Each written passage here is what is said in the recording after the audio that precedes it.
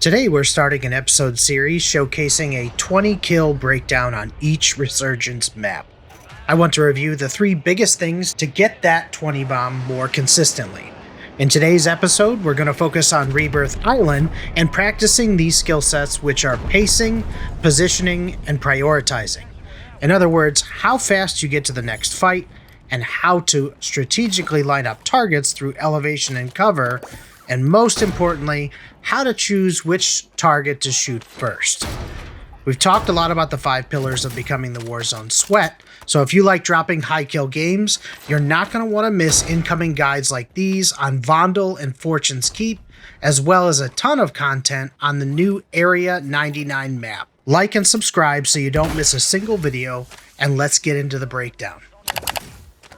First thing about pacing that people constantly misconstrue is that it's about speed. Don't have to bum rush everything. In fact, that's actually the best way to tank a potential high kill game. We want to make calculated decisions about pushing enemies in the correct timing.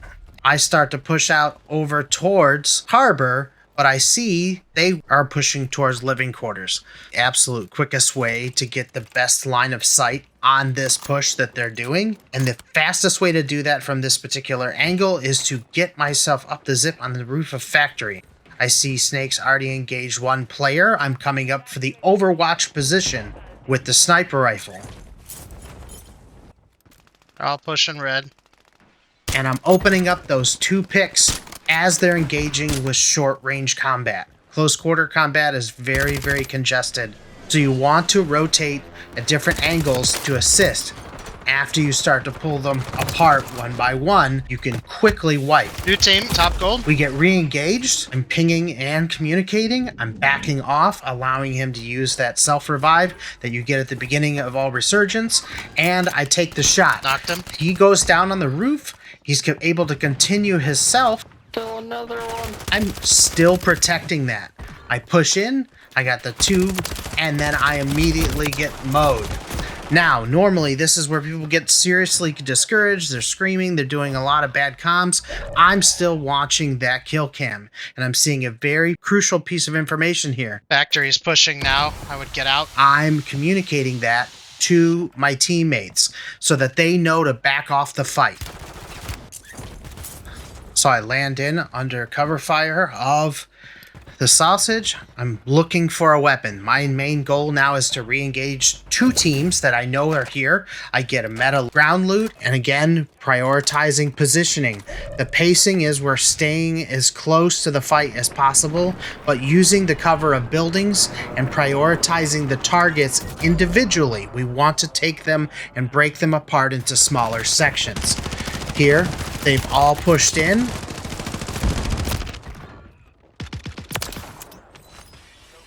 We're using movement and aim and changing our positions constantly. There's multiple precisions going on. This is a very sweaty lobby. There are lots of players focused on this fight. I'm going ahead to pick up that loadout, so now I have the upper hand over the ground loot. I'm listening to those footsteps. I see the smoke go off. I hear them taunting us, and lo and behold, I peek the window. Now I don't over peek and push into that room because I don't know how many are in there. I get the high alert ping, and then I come back in to trade with the sausage again, utilizing that mechanic of trading these fights. See him go down. I'm looking for the aggressor. They're gonna push using the cover of the doorway, not pushing too far out. I take 2 outside the door and hold them completely outside the building. It's another wipe. We are cruising and moving.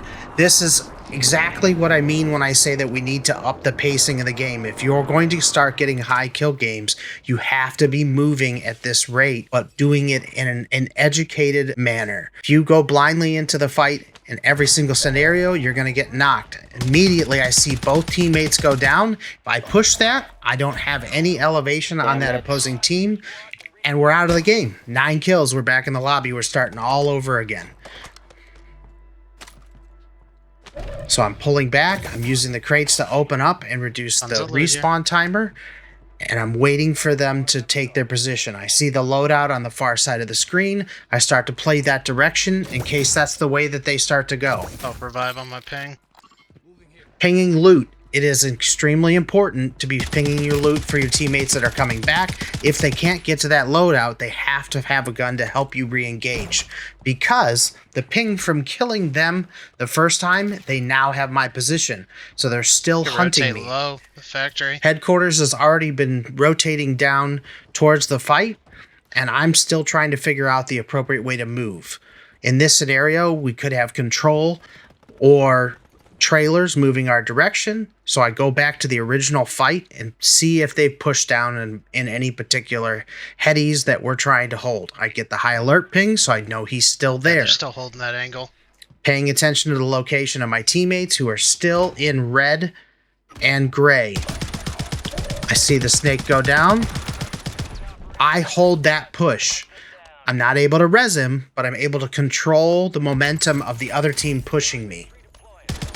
Hear that footsteps? Take him out within the cover of the window so that his teammates back at headquarters cannot take shots. I see the ping on the ledge. He's got some seriously good accuracy, so we're going to back off this fight and move down into the offices by boat. Using the lower angle and the large obstacle of factory, I'm eliminating his line of sight and rotating to better positioning. Taking the opportunity during the fire sale to get information, putting up the UAV, and holding that backup plan with a precision airstrike. I'm going to drop plates and have a secondary airstreak to get myself out of a bad situation. All of these rotating decisions are coming at a very, very high pace to get me back to the action in the center of the map, because the low angle that we were at was not effective at getting to the next team. So now we're on 11 kills. We're coming towards the end of the third circle. If I'm going to push for that 20 bomb, I have to get back up into the fight. So I'm using that first streak to cover my rotation into Grandma's house. We've got dots on the roof. And I got footsteps. Library. Make the call out to library. Knock the first one. Another ping. I push up. Not able to get the shots off in this guy. But Sausage is able to rotate up, trade my kill, and tap my self-revive. Flare here. Right. Showers again. I'm going to prioritize that flare. I take shots from cafeteria, and I'm calling out. Letting them know, waiting for the rotating push down the hallway. Now that Sausage and I are both going to engage, I'm going to take the shots. Solitary. And I'm going to cut him off at the pass. Jumping through the pillar is to break that aim assist. Utilize that cover as best you can when you're predicting enemy players' movements. I'm burning through these streaks. Even if I don't need some of them, I want to get rid of them before someone else picks them up. I'm going to hold the push on the snake and then, again, return the favor. Tap that, preserve that self. Later on in the game, that player having the self when you're not available is going to be to your advantage. I was headed outside to do the flare, and Snake already beat me to it. So I'm still holding that for those random buybacks. I hear the footsteps. Again, using the pillars. Okay. Rotational aim assist, strafing back and forth. Getting those aim assist lock-ons is absolutely critical. We lost Sausage in that fight. I immediately went outside to revive him. The quicker you get back on that momentum, Sausage is back in the window. Yeah, face still. He's getting his guns, Roof. and I'm holding his loot for him because the team that's on the roof of prison is watching him fly in. They saw the flare, so they're going to hold that flare for the fly-in. These are all higher IQ plays from regular everyday teams and what they will do. Just like holding loadouts, they're going to hold your flares and your buybacks.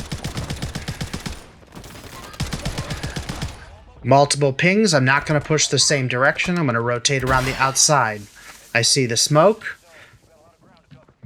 Get the audio cue that he's above me in the cells, so decide to rotate the other direction. Not wasting a stim. I'm safe enough. I'm going to stim here if I see someone.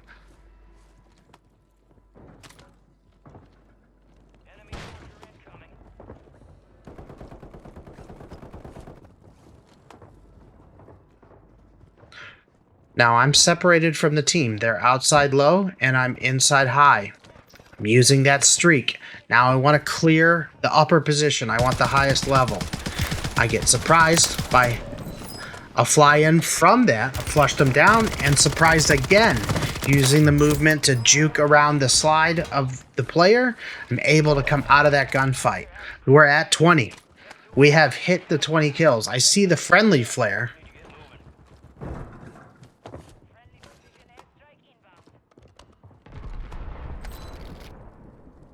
Snake comes back. I'm playing that top. I see the friendly precision from the sausage. Great plays. Footsteps above me. Crouch walking so he doesn't hear me. Mantling up, taking him out. I see the guy on top water tower. Tower. Hit my flare for Snake. And get out. Hold that push. Tell him that he flew off. And we push the last guy here at the bottom. It's that simple. These are the types of things that you need to be practicing.